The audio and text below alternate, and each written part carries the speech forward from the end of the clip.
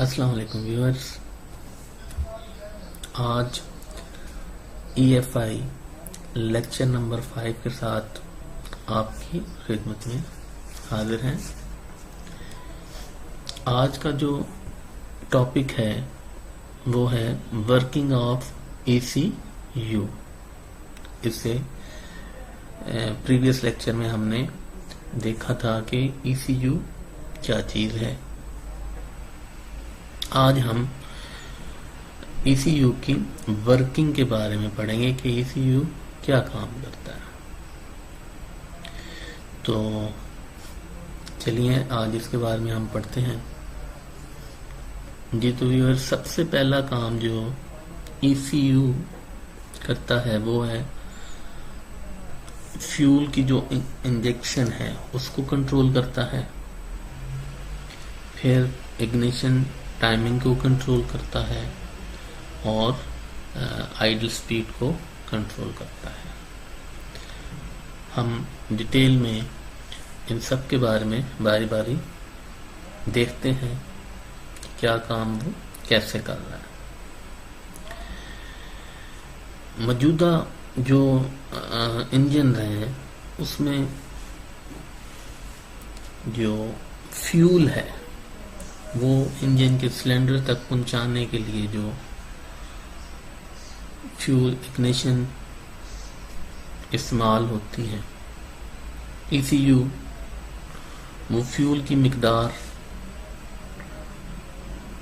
का फैसला करता है मुख्तलिफ जो है वो पैरामीटर की बेस के ऊपर, जो कि वो मुख्तलिफ सेंसर से रीडिंग लेता है और फिर उस रीडिंग उस वैल्यू की बेस पे ECU आगे फ्यूल इंजेक्ट करता है। पढ़ते हैं इसे हम। ECU will determine the quantity of fuel to inject based on a number of parameters। यानी ECU जो क्वांटिटी डिटरमाइन करता है कि मैंने फ्यूल इतनी क्वांटिटी में इंजन को पहुंचाना है, तो वो मुख्तलिफ पैरामीटर्स के ऊपर जो है वो बेस करता है।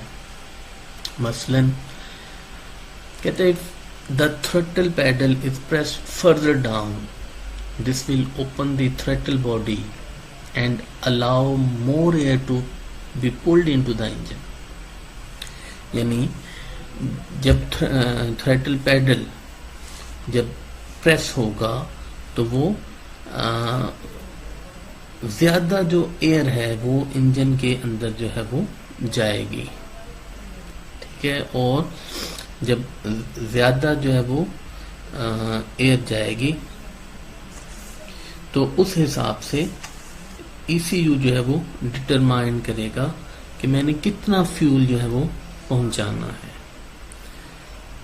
मसलन अगर इंजन जो है वो इंजन को जो लीन पे रनिंग कर रहा है, ठीक है, तो उसमें जो एयर है वो ज़्यादा है और फ्यूल कम मिकदार में इस्तेमाल कर रहा है। और अगर इंजन जो है वो रिच मिक्सचर इस्तेमाल कर रहा है तो उसमें क्या है कि फ्यूल की मिकदार जो है वो ज़्यादा है और एयर की जो मिकदार है वो कम है। तो ये सेंसर्स की रीडिंग करके ECU डिटरमाइन करेगा कि उसने फ्यूल कम पहुंचाना है या ज़्यादा पहुंचाना है। The ECU will inject more fuel according to how much air is passing into the engine. If the engine has not warmed yet up, more fuel will be injected. यानी इंजन अगर गर्म नहीं है अभी स्टार्ट में तो उस time engine को वो ज़्यादा फ्यूल जो है वो पहुंचाएगा, और जब इंजन अपनी सही रनिंग पोजीशन में आ जाएगा तो उसमें फिर मिक्सचर को वो लीन कर देगा, ठीक है व्यूअर्स। नेक्स्ट जो हमारे पास पॉइंट है वो है कंट्रोल ऑफ इग्निशन टाइमिंग। यानी ECU इग्निशन टाइमिंग को कंट्रोल करता है। A spark ignition engine requires the spark to initiate combustion in the combustion chamber, यानी इंजन को चलने के लिए एक स्पार्क यानी चिंगारी की जो जरूरत है, जो कंबंशन चैम्बर के अंदर जो है वो होगी। And ECU can adjust the exact timing of spark called ignition timing to provide better power and economy।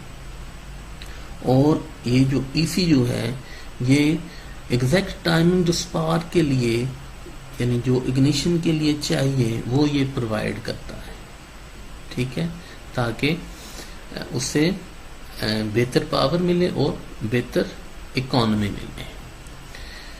तो अभी तक हमने ये दो पॉइंट्स देखे, एक कंट्रोल ऑफ फ्यूल इंजेक्शन और control of ignition timing. Next जो पॉइंट है वो है कंट्रोल ऑफ आइडल स्पीड, यानी ECU आइडल स्पीड को भी कंट्रोल करता है। Most engine system have idle speed controlled built into the ECU, यानी ज़्यादातर जो इंजन सिस्टम है उनमें ECU जो है वो बिल्ट है, यानी आइडल स्पीड कंट्रोल जो है वो ECU के अंदर बिल्ट है।